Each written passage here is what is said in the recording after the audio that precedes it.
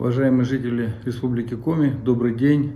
Сегодня, 26 апреля, у нас в республике лабораторно подтверждено 578 случаев заболевания коронавирусом. Прирост за сутки составил 17 человек.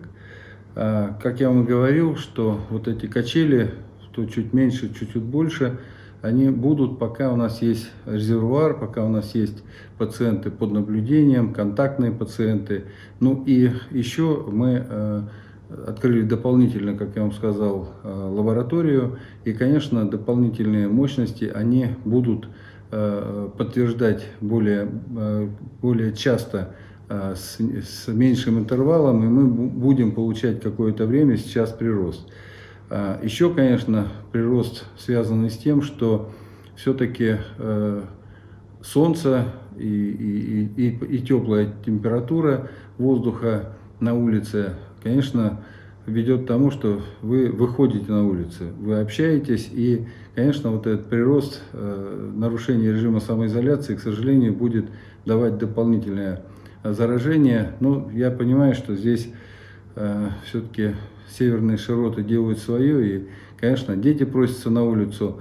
Но у меня просьба, понимая, что все равно вы отчасти нарушаете режим самоизоляции, все равно соблюдайте хотя бы банальные правила санитарии, перчатки, которые потом нужно правильно снимать, как я уже говорил, маски, обрабатывайте руки после прихода с улицы, для того, чтобы снизить все-таки возможность заражения.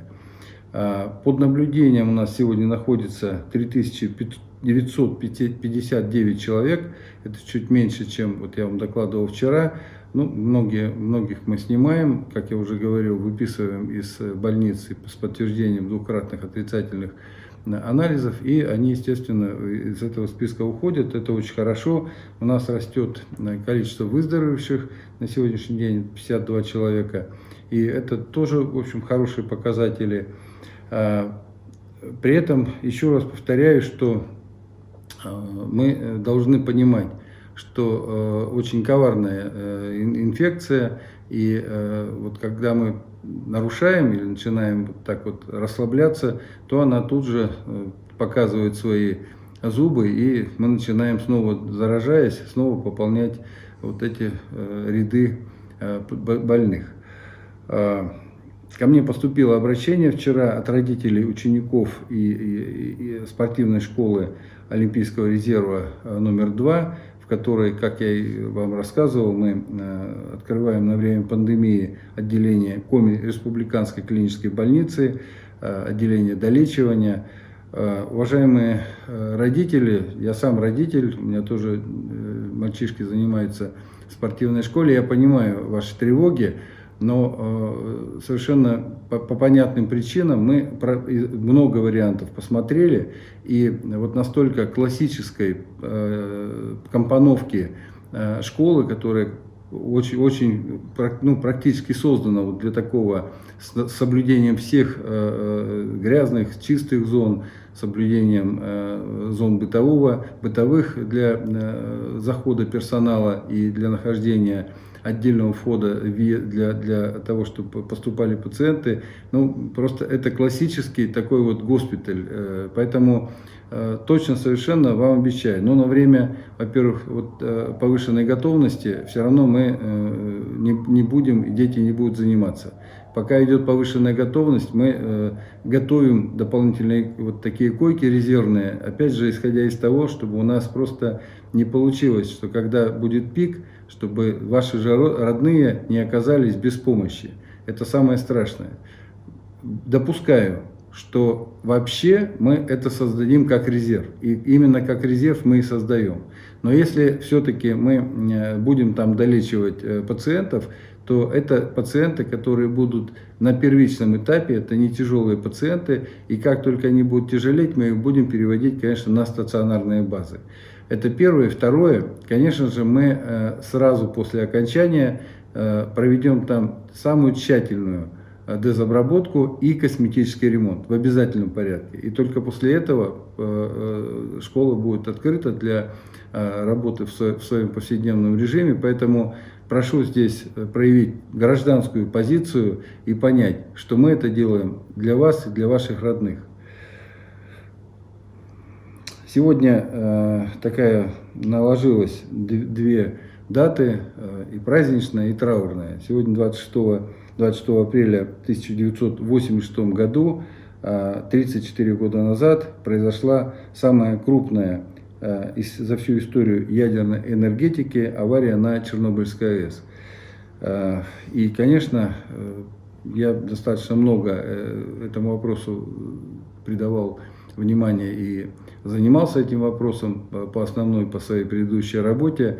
Могу сказать, что была крайняя ситуация сложная, она была очень опасная не только для территории России, но и для смежных государств.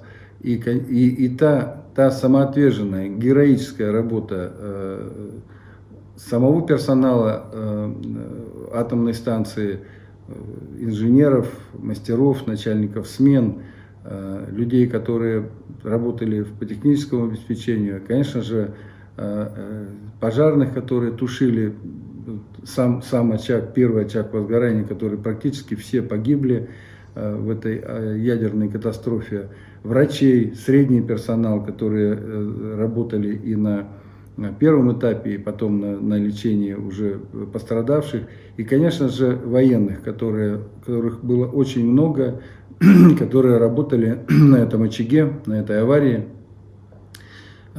С одной стороны, мы понимаем, что без их героизма эта бы авария имела еще большие последствия.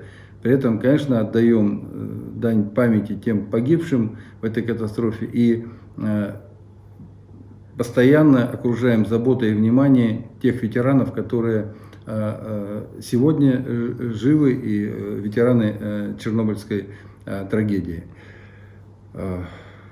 И вот, как я сказал, у нас сегодня два таких знаменательных в одном дне события. С одной стороны, трагедия Чернобыльской АЭС, 34-я годовщина. С другой стороны, сегодня Красная Горка или Антипасха. Большой очень православный праздник, поэтому всех православных христиан поздравляю с этим праздником.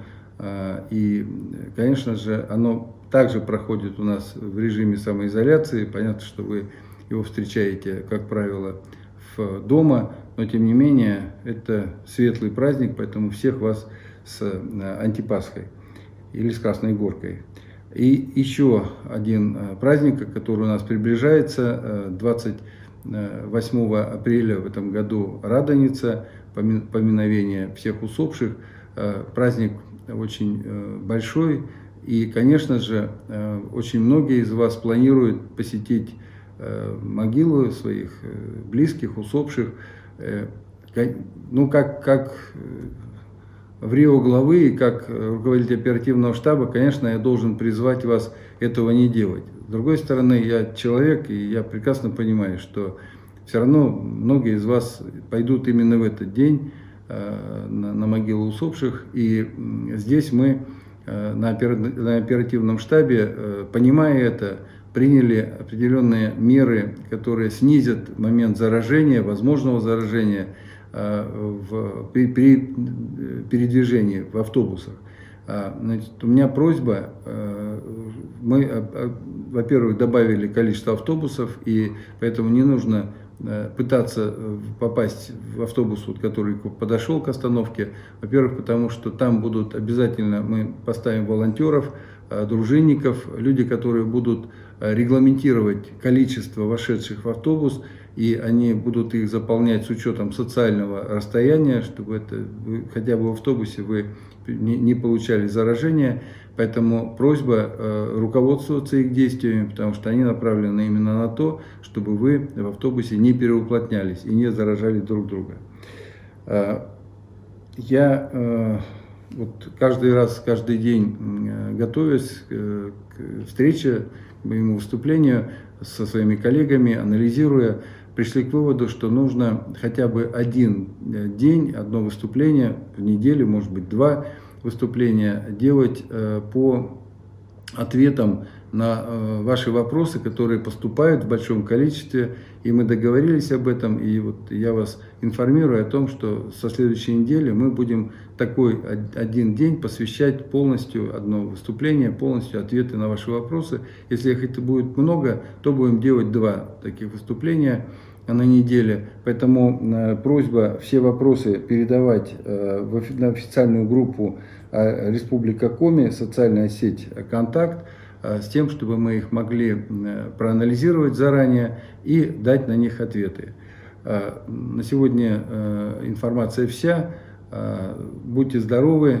Все равно старайтесь не нарушать режим самоизоляции. Потерпите. Я думаю, что максимально еще нам какое-то время придется продолжать режим самоизоляции выдерживать. И как только мы все-таки поймем, что мы вышли на пик, переходим на снижение заболеваемости, конечно же, я с радостью вас буду призывать к тому, что мы этот режим самоизоляции будем снижать. До свидания, будьте здоровы, до завтра.